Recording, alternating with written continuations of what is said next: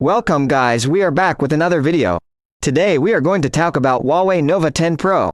So let's get started. This is the Huawei Nova 10 Pro, the latest premium mid-ranger that Huawei has released into Western markets. Huawei phones are still without Google services. So does the Nova 10 Pro have the features to make up for that and merit getting beyond China? The Huawei Nova 10 Pro is an upper mid-ranger that brings a few neat features. A high-resolution OLED display, really quick charging and double selfie cameras. The phone's design is very great.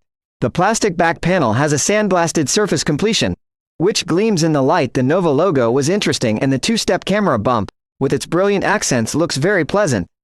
Both the back and the front of the phone curve into a razor slim frame, which is also made of plastic. The Nova 10 Pro has no ingress protection, really bad considering its premium price.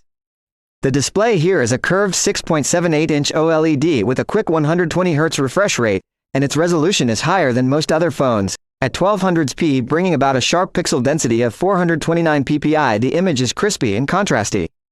The support for 10-bit colors depth here and HDR10, and the color accuracy is extraordinary, relying upon the color mode you pick in settings, and plus the 120Hz refresh rate makes your swiping and scrolling feel extra smooth. And it will dial down to 60 Hz when you're not using the screen to save energy.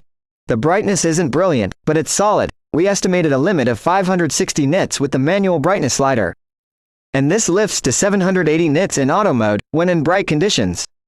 The fingerprint reader of the Nova 10 Pro sits under the display. It's super fast and quick, reliable. For sound, there's a couple of sound system speakers, with the main one having both the top grill and going about as the earpiece. They earned a decent marks in our loudness test.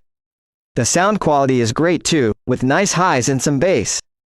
And you can get 128 or 256 gigabytes of capacity on board the phone, but that is not expandable. Let's discuss about the interface. Is Huawei's EMU 12 based on Android 11. However, it's a heavy customized interface, and like I mentioned before, there's no support for Google services here. The chipset of the Huawei Nova 10 Pro is a Snapdragon 778G. It's actually a 4G version of the chip because Huawei can't utilize 5G. For now, benchmarks execution is very strong both in CPU and GPU tests. The issue is this is certainly not a cheap phone, and for the same money you can find competitors with more powerful hardware. When it's come to sustained performance, we notice heavy thermal throttling in our CPU stress test. We run into no issues in certifiable undertakings. The Nova 10 Pro has a 4500 mAh battery, and battery duration is great, but nothing fabulous. The phone had the option to score endurance rating of 89 hours in our exclusive tests. Where it does shine through is with charging speed, thanks to the packaged 100-watt Huawei supercharger. With it, we had the option to charge the phone from 0 to 99 in 30 minutes.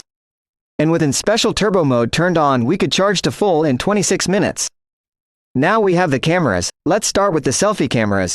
For a change, there's a 60 megapixel ultra-wide camera and an 8 megapixel portrait camera, both with autofocus. Photos from the ultra-wide selfie camera comes out at 13 megapixels, and the shot quality is great with sharp detail, well exposed, colorful subject, and great dynamic range and right on the focus. The other camera shoots 8 megapixel portrait selfies with natural bokeh. Thanks to its 52mm equivalent lens, if there's a lot of light, the results are great. Decent detail and sharpness, colors are great, contrast is okay, dynamic range is wide, and the bokeh looks great as well. The zoom level here seemed to be a bit too much though, and getting your face in the right framing means the phone very far away. 4K recordings from the ultra-wide selfie camera shot at one or the other field of view are great. The subject's exposed and with enough detail, noise is low, the colors are accurate, and contrast is great.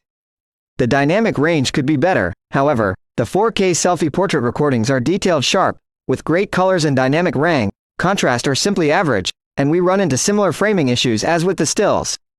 There's no stabilization for this camera. Now onto the back cameras. There's a 50 megapixel main camera and 8 megapixel ultra-wide camera with self-adjust, and a 2 megapixel depth sensor. Photos from the main camera come out in 12.5 megapixels.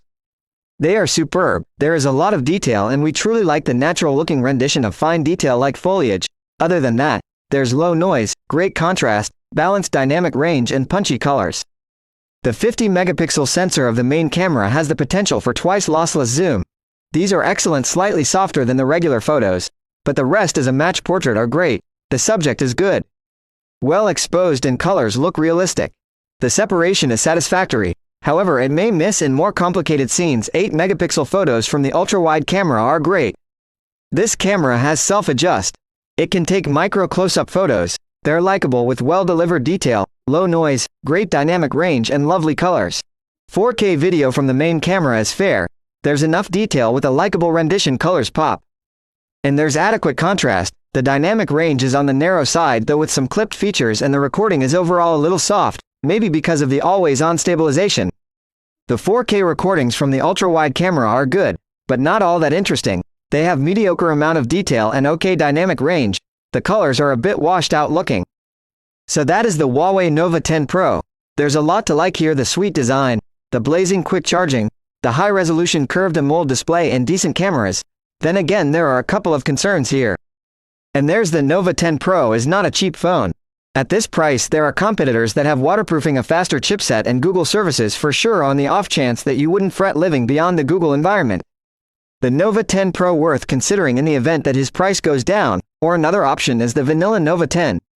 So guys, if you like the video, give the big thumbs up, and make sure to subscribe. See you in the next video.